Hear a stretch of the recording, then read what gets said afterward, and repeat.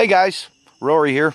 Want to take just a couple quick minutes and share a little story from my life that's happened recently that I feel like could really help some other people the way that it helped me. So, a couple weeks ago, the kids are at their mom's for visitation. I'm all alone in the big empty house, and I'm watching some college football when I suddenly get the urge to go to church. Seems odd, it's Saturday. I hadn't been to church in a while, but something inside of me said, you really ought to go try that church out tomorrow. I didn't give it much thought, kept watching my Aggies.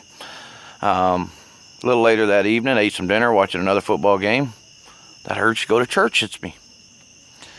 And I said, well, what are you going to wear if you go to church? I said, man, you're not going to church. You're going to sleep in. The kids aren't here. It's going to be great. Well, Sunday morning, 6:30 a.m., bright and early, wide awake.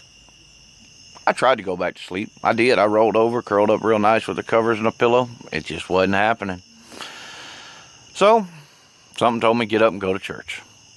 So I get up, I put my pants on, put my nicest shirt on, fix my hair, open up my eyes, and I'm sitting in church. Now, nobody knew I was coming to this church. I didn't know anybody there except for the preacher, and he didn't know I was coming. Do want to give a quick shout out to Dave Sarver. Dave, you delivered this message that day, and it was one of the most profound things I ever heard in my life. Now, I'm nowhere near the speaker that Dave is, but I'm going to try in a condensed version to tell you the story that Dave told me that changed my life that morning. So I'm sitting in church all alone, felt all alone, surrounded by people I don't know. But I'm here for a reason. I don't know what it is. Dave starts to speak. Now, Dave told the story that morning of the mighty oak tree. And we all have an oak tree in the yard or in the pasture or something we drive by all the time that we don't pay much attention to. But we all know that every winter the oak tree drops all its leaves. And while to the untrained eye that oak tree may appear leafless and dead, it's actually stronger than ever. You see, that oak tree knew that the harsh winter was coming. So it quit feeding the leaves. The leaves were sucking the nutrients that this oak tree needed to survive. So the oak tree quits feeding them. They change colors, the winds blow, and the leaves get carried away.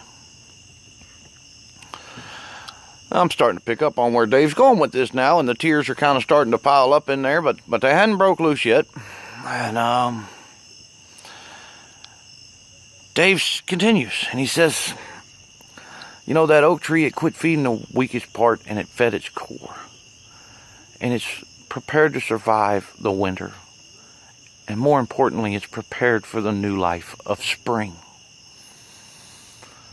And he said, sometimes we got to let God do the same thing in our lives.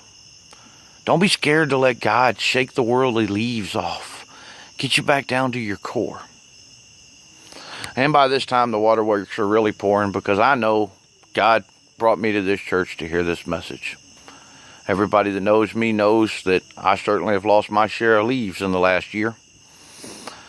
I watched a lot of things that I worked hard for slip away. So, my leaves have all been shaken loose, and I'm back down to my core. But I'm still alive. I've still got my 2 awesome kids. And I'm prepared for the new life that God has planned for me. I hope that story helps you the same way that it helped me. Story of my life, guys. Be humble or get humbled.